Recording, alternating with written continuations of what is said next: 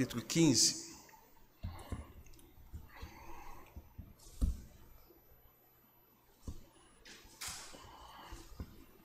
Nós vamos ler juntos do verso 1 ao verso de número 5, João 15, 1 a 5.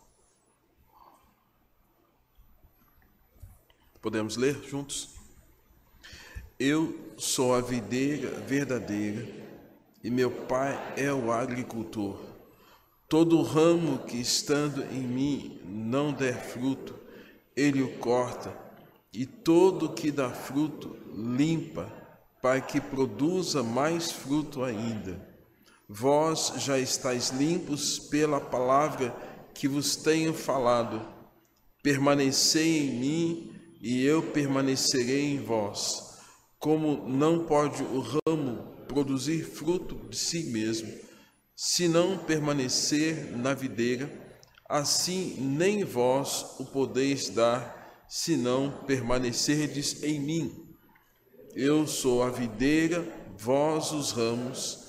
Quem permanece em mim e eu nele, esse dá muito fruto, porque sem mim nada podeis fazer.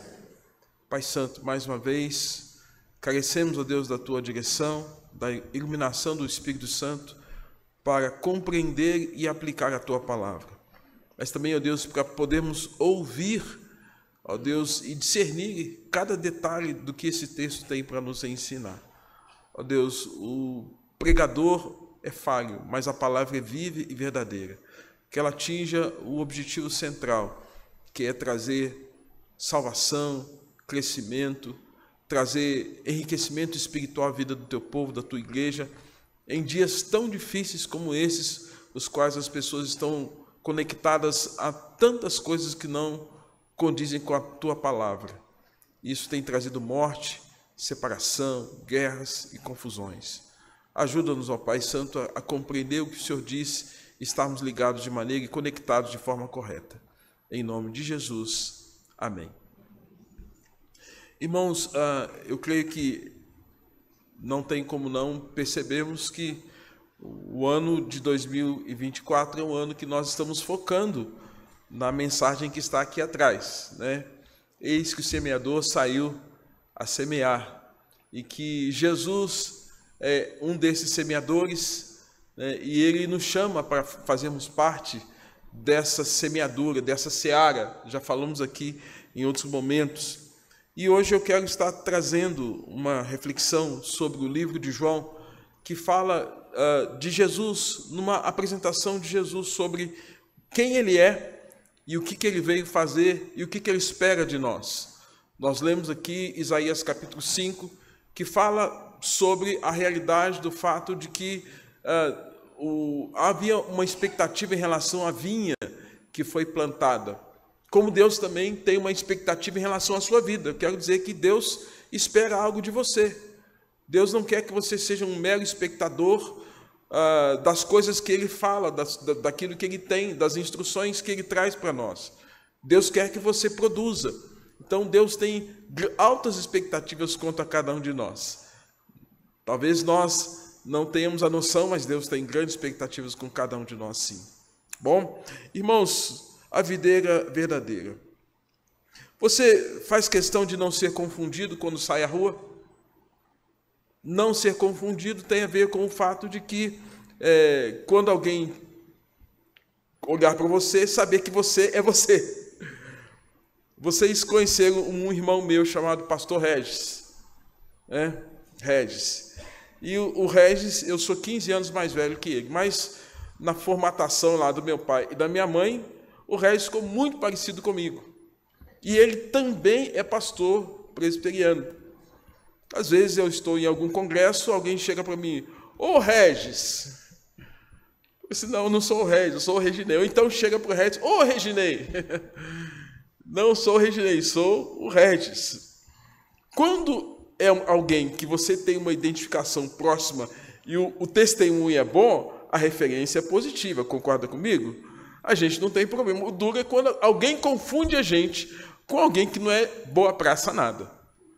Quando alguém não é boa bisca nada.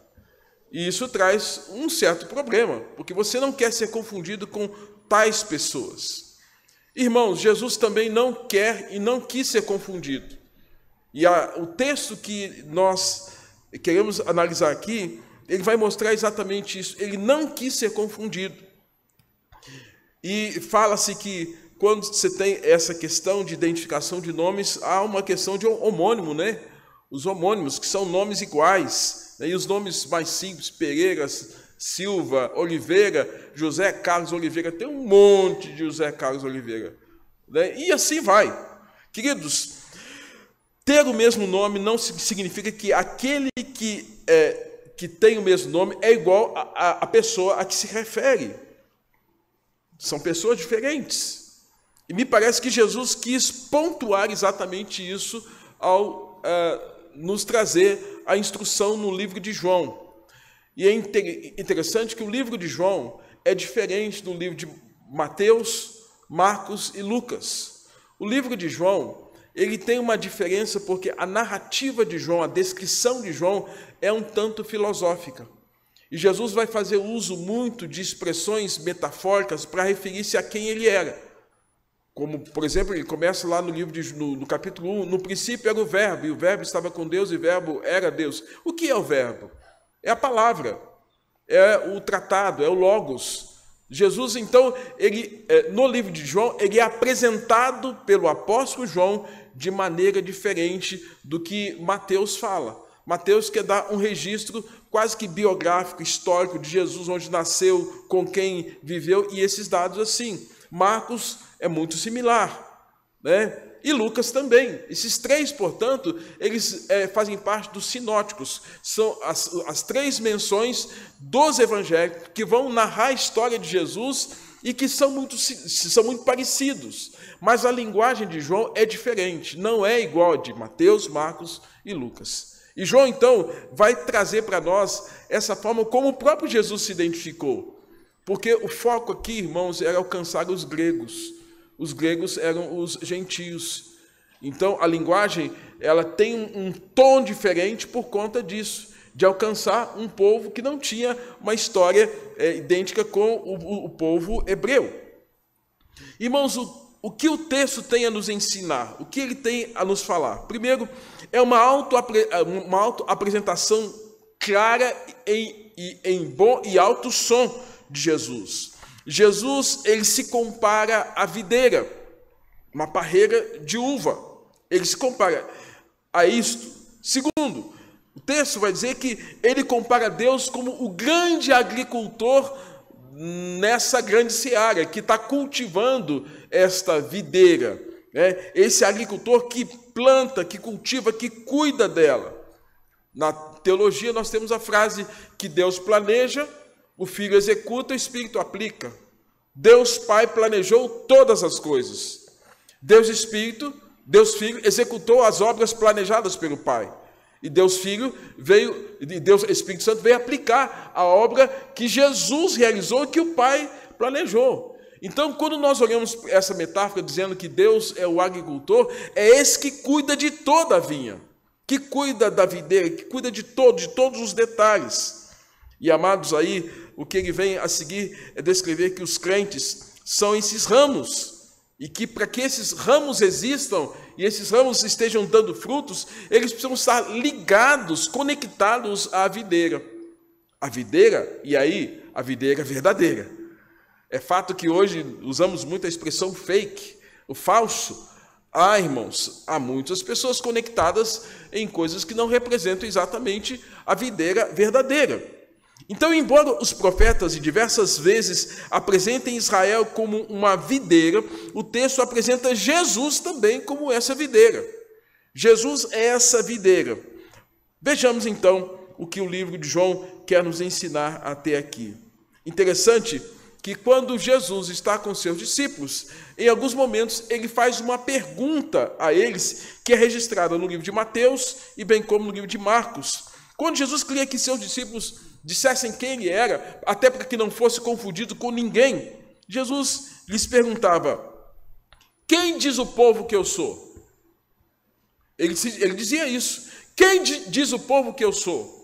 Ele faz essa pergunta lá em Mateus capítulo 16, quando ele está em uma conversa com seus discípulos, inclusive o apóstolo Pedro está perto, próximo, e pergunta: quem diz as multidões que eu sou? Jesus queria saber se eles estavam entendendo de fato quem ele era ou não, como o Messias de Deus, o Filho de Deus enviado a esse mundo para trazer salvação aos nossos pecados. Ele queria ser identificado de forma correta. E ele pergunta: quem diz o povo que eu sou? E havia muita confusão, irmãos.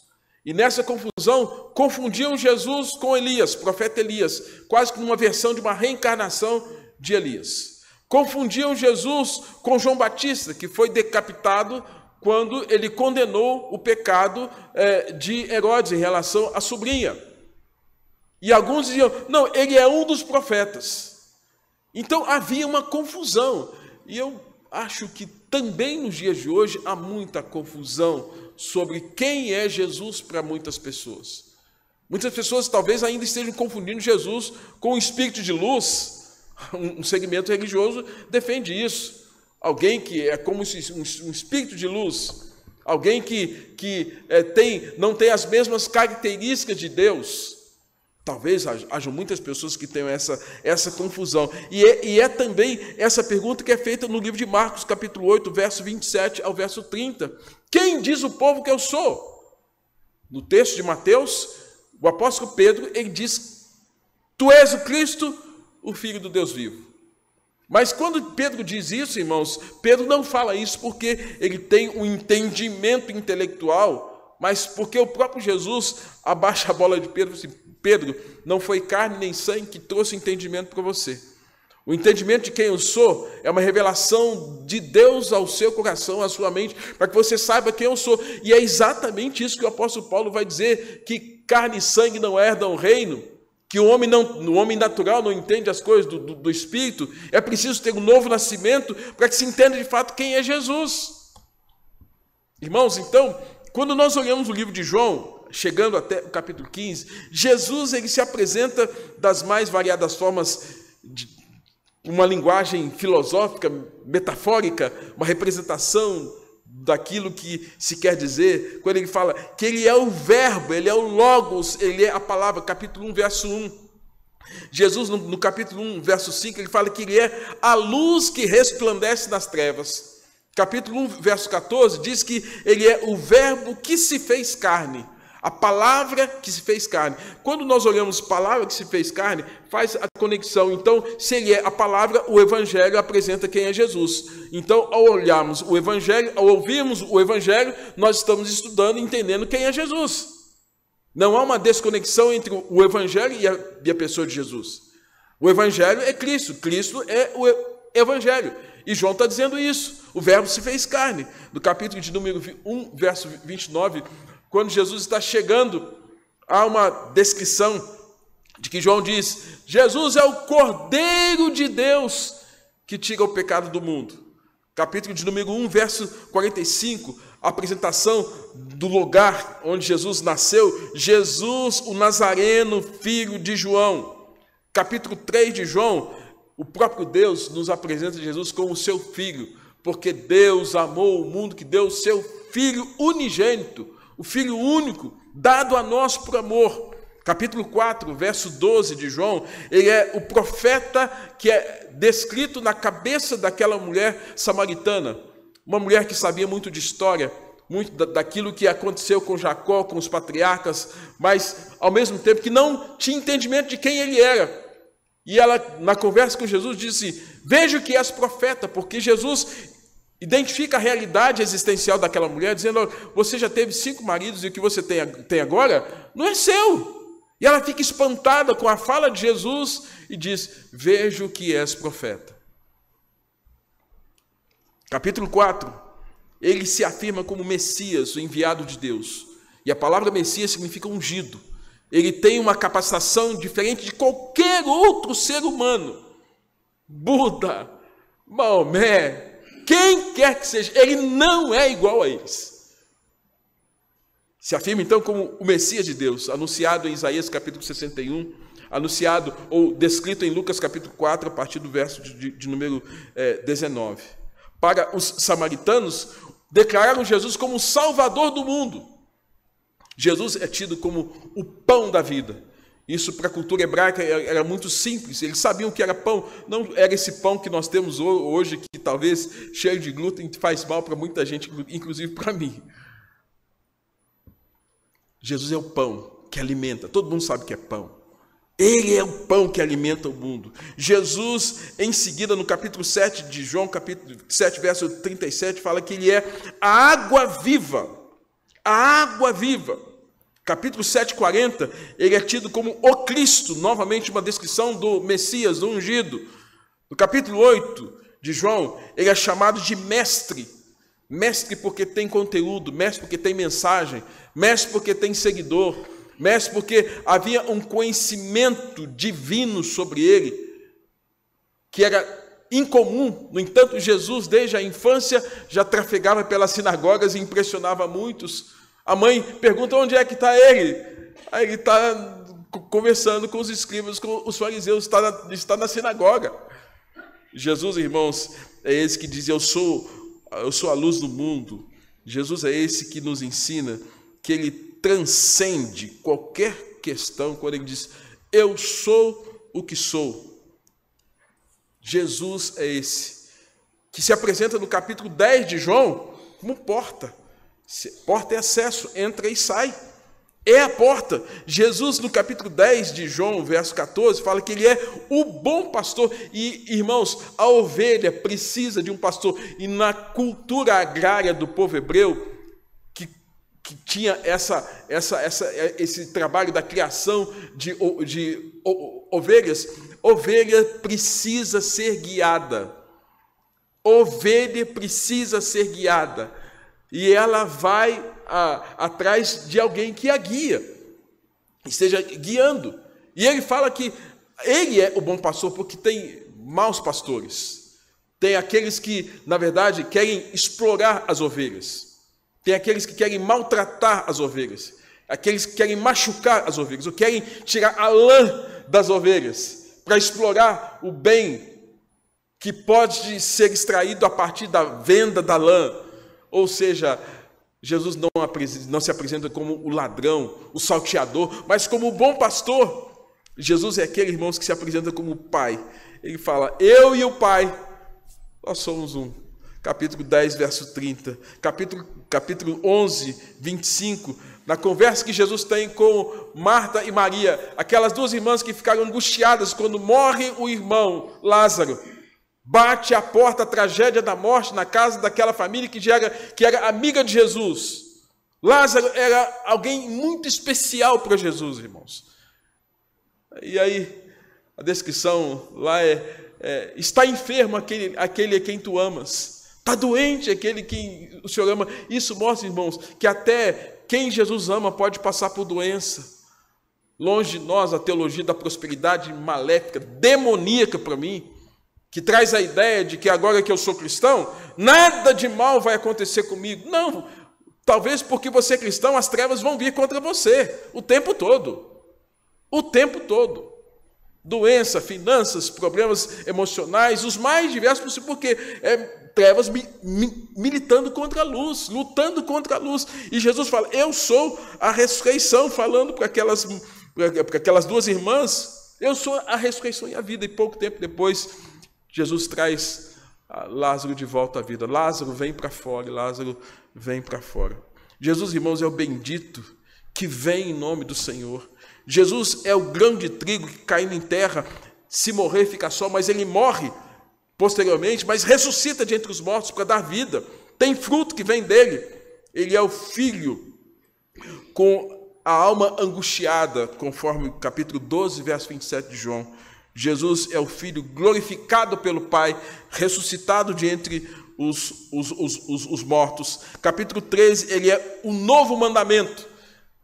A descrição é: novo mandamento vos dou, que vos ameis uns aos outros como eu vos amo. Jesus se apresentando dessa forma. Capítulo 14, 6, que nós mais conhecemos na tríplice identificação de Jesus: eu sou o caminho, eu sou a verdade, eu sou a vida. Capítulo 14, verso 26, ele fala que ele é um príncipe, ele fala assim: deixe-vos a paz, a minha paz vos dou, não vou lá dou como o mundo a dá. Que maravilha, irmãos! E a apoteose do livro de João, nessa identificação de Jesus dessa forma muito mais metafórica, de uma forma que traz uma clareza de ideia para nós. Eu sou a porta, acesso, eu sou o pão, a comida, eu sou a água. Não tem como nós não entendermos isso. Mas sabemos que, apesar dessa linguagem, o entendimento é espiritual. O entendimento é espiritual. E a apoteose, irmãos, do livro de João, é Jesus no capítulo 15, mostrando as suas credenciais, apresentadas até aqui, cada uma delas revelando solução, salvação, cura, alimento, remédio, transformação. A credencial que vem acompanhada agora da história de milagres e registros de outros evangelistas, como Mateus, Marcos, o médico, é uma identificação muito importante. Por isso que Jesus fala: eu sou a videira verdadeira. Não é imitação. A autenticidade é avaliada pela palavra do Pai. E essa autenticidade, irmãos, nós podemos observar, se você puder abrir a sua Bíblia comigo, em Lucas capítulo 3, verso de número 22. Lucas capítulo 3, verso 22. Nós temos aqui um dos momentos onde o Pai autentica a paternidade dele sobre Jesus. E depois, Isaías capítulo de número 42, verso de número 1. No texto primeiro do que citei aqui, de Lucas capítulo de número 3, verso 22. Vamos ler juntos? Que aqueles que puderem ler comigo. E o Espírito Santo desceu sobre ele em forma corpórea, como pomba, e ouviu-se a voz do céu: tu és meu filho amado, em ti me comprazo. O Pai dizendo: tu és o meu filho, eu tenho prazer, eu me comprazo na vida deste filho. Não há outro prazer em mim, dizendo Deus, senão na vida do meu filho. No capítulo de número 42 de Isaías, verso 1, também uma profecia anunciada cerca de 740 anos, apontando para Jesus, de quem Jesus seria e do que o Pai faria sobre ele. Como o Pai chama Jesus na linguagem profética de Isaías capítulo 42, verso 1, podemos ler também: eis aqui meu servo, a quem sustenho, o meu escolhido, a quem a minha alma se compraz. Pus sobre ele o meu espírito, e ele promulgará o direito para os gentios. Jesus é esse, então, irmãos, que ele tem o aval do Pai, a autenticação. O Pai é ele. Ele é meu servo, a ele ouvi. E Jesus reitera o que o Pai havia anunciado de forma profética. E agora ele diz: eu sou a videira, e eu sou a videira verdadeira. Jesus, irmãos, não é uma planta falsa. Jesus não é uma imitação ou coisa assim. Jesus, anunciado pelo Senhor, é essa videira verdadeira, e ele se identifica como tal. E esse Jesus que nos apresenta essa descrição, ele quer que nós entendamos isso. Porque naqueles dias muitos o confundiam com João Batista, embora fosse uma boa consideração, um precursor do seu ministério. Muitos o confundiam com o profeta Elias, que não passou pela morte, sobe à presença do Senhor, tal qual a Bíblia diz, num momento apoteótico, num êxtase, numa carruagem de fogo, segundo a Bíblia nos ensina. O confundiam com outros profetas, mas havia muitos que traziam falsos ensinos e que embarcavam nesses ensinos que esses falsos cristos, pseudo-cristós, estavam apresentando. E Jesus faz questão de dizer: eu sou a videira verdadeira. Capítulo de Isaías, capítulo 5, que lemos, aponta também o fato de que Deus havia uma grande expectativa como aquele que planta uma vinha, e que esse amado teria uma vinha fertilíssima. O texto que o Renato leu há pouco, esse sachou, escavou a vinha, limpou a vinha, plantou a vinha, edificou a vinha, ele abriu o lagar para que ela pudesse frutificar. E no caso de Jesus, Jesus é aquele que frutifica. Isaías capítulo 53 diz, ele veria o fruto do seu penoso trabalho e ficaria satisfeito. Ou seja, Jesus produziu tudo quanto o Pai esperou que assim ele produzisse. Mas, irmãos, Jesus também tem expectativas com cada um de nós, como disse no início, e grandes expectativas.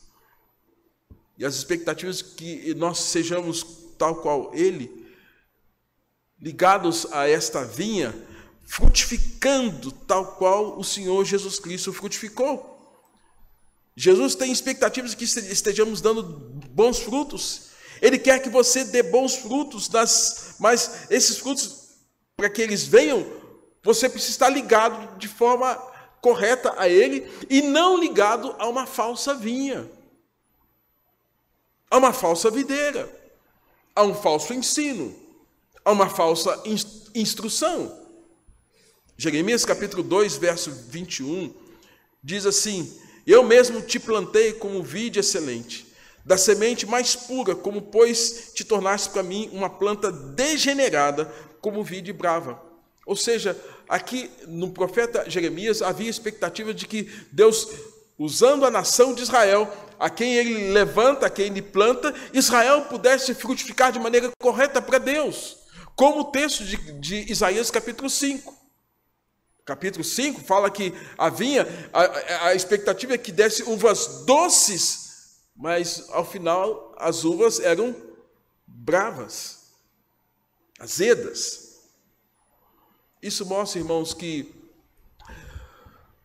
embora nós tenhamos sido ligados, em algum momento pode ocorrer alguma circunstância que nós não estejamos dando bons frutos.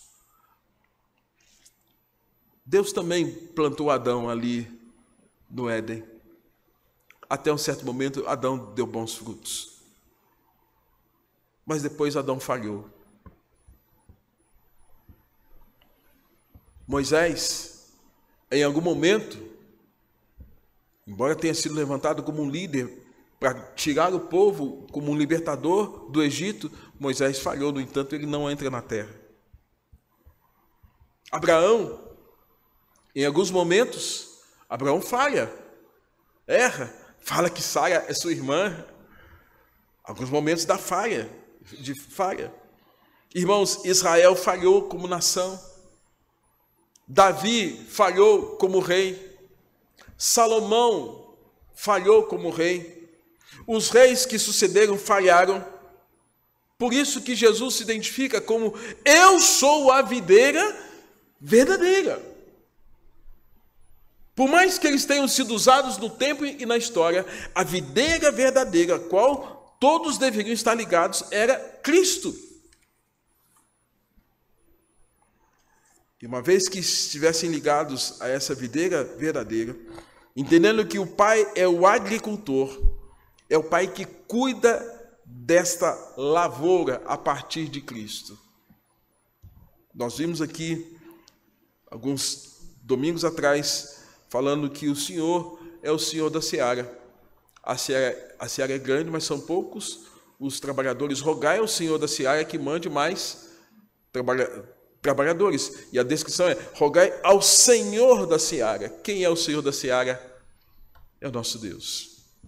Ele é o agricultor, por isso que Jesus reitera, eu sou a videira verdadeira. E meu Pai é aquele que cuida, é aquele que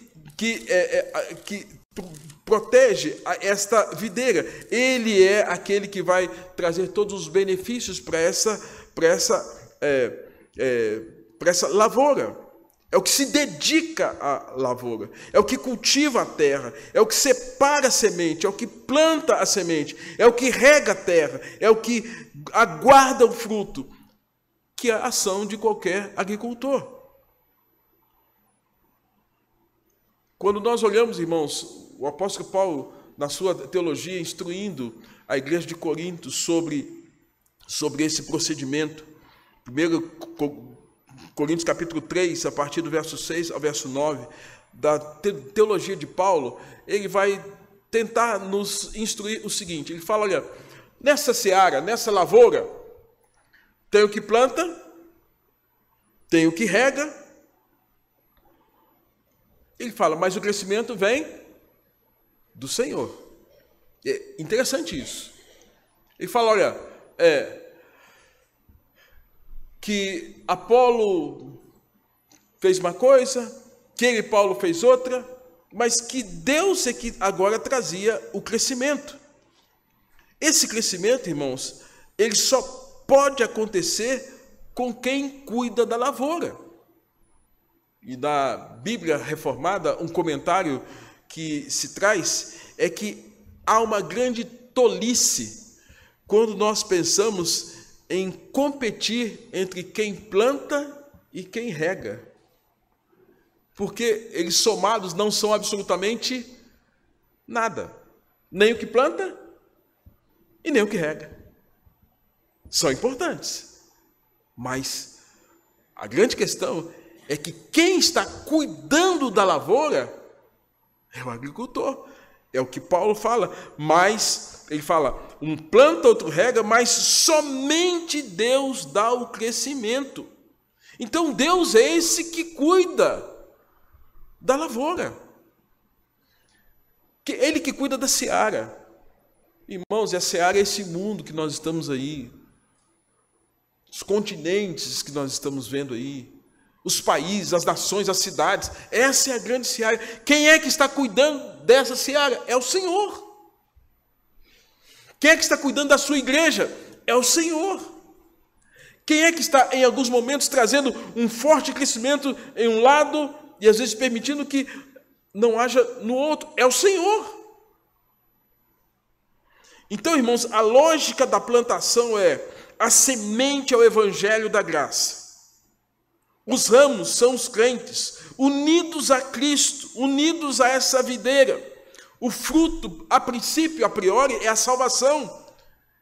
E, a posteriori, a evangelização, o conforto, o consolo, a edificação, a comunhão, a adoração, que vem desses que estão ligados a essa videira que é Cristo e que está sendo cuidada pelo agricultor que é Deus.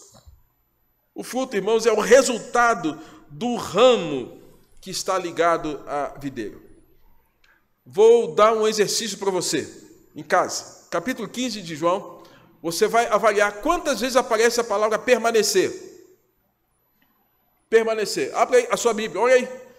Passa aí, faça uma leitura dinâmica. Quantas vezes aparece a palavra permanecer? A palavra permanecer, irmãos, ela aparece... eu não vou dizer aqui todo o número, não, mas mais de 10. Mais de 10. Eu tenho aqui quantas vezes aparece. Faça a conta aí. Mais de 10 vezes aparece a palavra permanecer. E é interessante que a palavra permanecer, na língua grega, é meinat. Meinat en. Meinat en. Aí eu fui pesquisar o sentido da palavra de uma forma mais simples. Jesus está falando assim, que para que nós estejamos dando frutos, nós precisamos permanecer. E permanecer é ficar preso. Permanecer é ficar ligado. É ficar ligado, é ficar preso. Então, ele quer nos ensinar o seguinte, que nós precisamos ficar presos a ele. E se nós não ficarmos presos a ele, ligados a ele, é sinal que nós não vamos dar fruto. E é por isso, queridos, nós somos tentados a ficar presos ao mundo. Nós somos tentados a ficar presos aos pecados da carne. Nós somos tentados a ficar presos nos laços do diabo, que nos acusa dia e noite. Perdemos a autoridade espiritual para fazer as coisas para Deus, para viver o evangelho. Mas Jesus fala, todo aquele que permanecer em mim, ficar ligado em mim, vai dar fruto. vai dar fruto. E é interessante que, a princípio, ele fala que ele nos chama de ramos. Nós somos esses ramos que estão ligados a eles. Depois, lá no verso 14 de João, ele fala que nós deixamos de ser ramos para ser amigo. Ele fala, olha, verso de número 14, vós sois meus amigos se fizeres aquilo que eu vos mando. Então, parece que há uma mudança aqui, no aprofundamento dessa conexão. Uma coisa é você estar ligado, dá fruto, mas depois, se essa profundidade, se essa ligação, se essa conexão for tão intensa, Deus está dizendo aqui na sua palavra que Jesus vai te chamar de amigo. Você se lembra quem é que Deus chamou de amigo? Abraão era chamado de quê? Amigo de Deus. E todos quantos não fazem a vontade de Deus se constituem como quê? Inimigos de Deus. Queridos, então João está ensinando para nós algo precioso. Algo precioso. João está ensinando, através do Evangelho, quem é Jesus. Jesus é a videira verdadeira. Você é esse ramo, e que à medida que tiver comunhão, conexão, ligação, e a ligação, irmão, não é pelo cargo que você tem, não, viu? Me desculpa.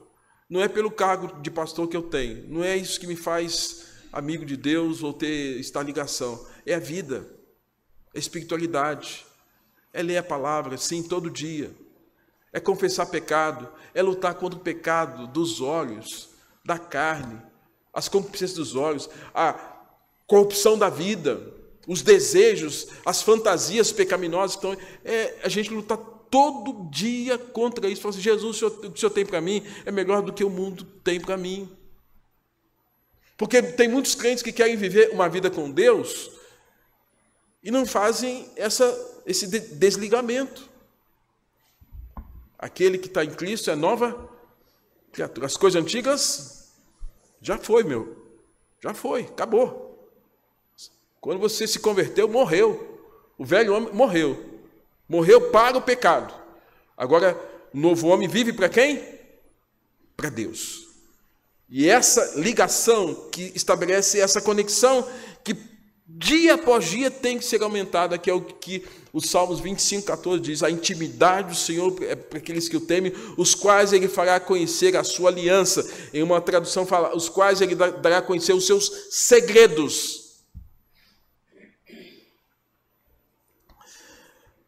No capítulo número 18 de João, verso de número 4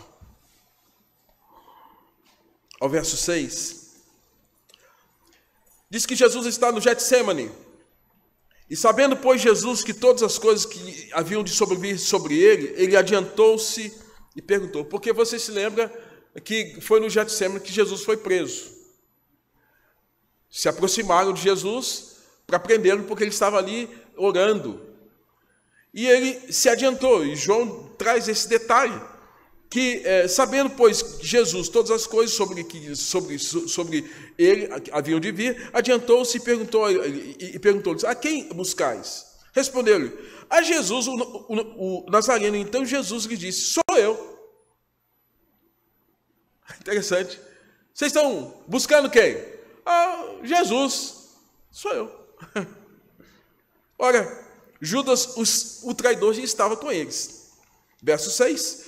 Quando, pois, Jesus lhes disse, sou eu, eles recuaram e caíram por terra. Como assim?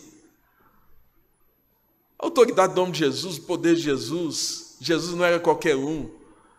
Quando eles têm a resposta, sou eu, havia poder em Jesus. Jesus não era qualquer um. E Jesus, então, de novo, pergunta para eles, a quem vocês estão buscando? Respondeu, Jesus o Nazareno, verso de número 7. Então lhes disse, já vos declarei que sou eu. E a mim que buscais? Deixar ir estes. Vocês estão buscando a mim. Ele não se esquiva de ser quem ele é. Muitos de nós, às vezes, se esquiva de dizer que é crente, que é cristão, que é de Jesus. que você é fiel à esposa, fiel ao marido, fiel à sua namorada, seu namorado, que você não anda em pecado. Às vezes a gente fica com medo, né? Eu falo que às vezes quando a gente tem imaturidade cristã, a gente primeiro fala que é crente para o outro não contar piada feia para a gente. Mas quando a gente é crente mesmo, gente, a gente não só fica com autoridade para dizer que aquilo é pecado, mas a gente tem autoridade para levar o evangelho para essas pessoas. E aqui, irmão, Jesus, ele se identifica, sou eu. Naqueles dias, muitos haviam parecido com o Messias. No entanto, quando Jesus foi preso, conforme o texto de João, ele perguntou aos guardas, quem buscais? A Jesus, o Nazareno. Pergunta, quem vocês estão buscando? Sou eu. Pergunta de novo, quem buscais? Já vos declarei, sou eu. Recuaram e caíram por terra. Irmãos, muitos queriam ter se passado como sendo o Messias. Como muitos hoje. Hoje, falsos cristos, falsos mestres. Jesus nunca omitiu a sua identidade e fez questão de dizer quem ele era. Ele é a videira verdadeira. E Jesus quis fortalecer a identidade de cada um de nós como ramos ligados a essa videira. Jesus quis mostrar a nós o senso de dependência dele. Quando nós olhamos o capítulo 15, conforme a tradução que eu citei agora há pouco, quando ele diz que a palavra permanecer é o mesmo que fica comigo. Fica comigo. Você já teve um pedido assim? Fica comigo. Às vezes as esposas pedem para nós maridos, né? Fica comigo. Às vezes namorada, às vezes um filho. Pai, fica comigo. Não é assim?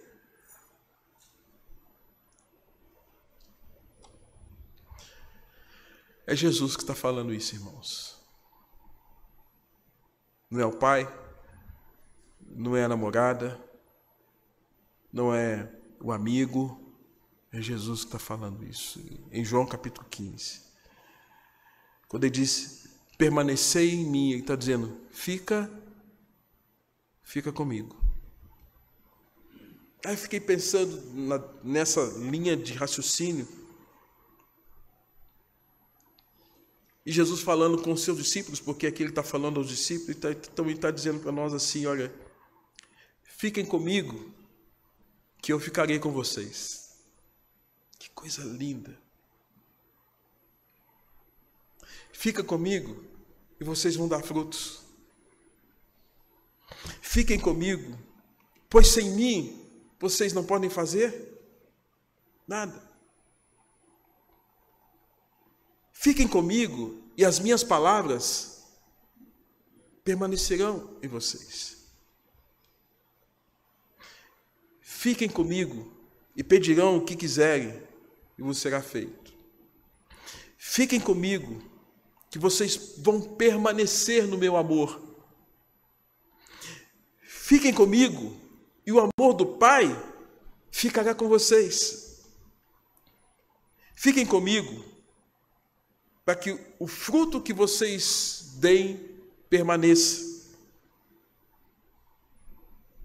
E aí, ele encerra essa linguagem do fica comigo, do permanecei, no capítulo 15, verso 16, quando ele fala, não fostes vós que me escolhestes. Pelo contrário, eu vos escolhi a vós outros e vos designei semeadores. E vos designei para que vocês estejam indo e deem fruto. E o fruto que vocês derem não seja como pau, palha, feno, quando passados pelo fogo, não vira nada. Mas que o vosso fruto permaneça. Eu vos designei para que o fruto que vocês deem permaneça, fique, ou seja, nunca acabe. Queridos, algo maravilhoso que Jesus nos ensina aqui, falando sobre essas verdades tão preciosas.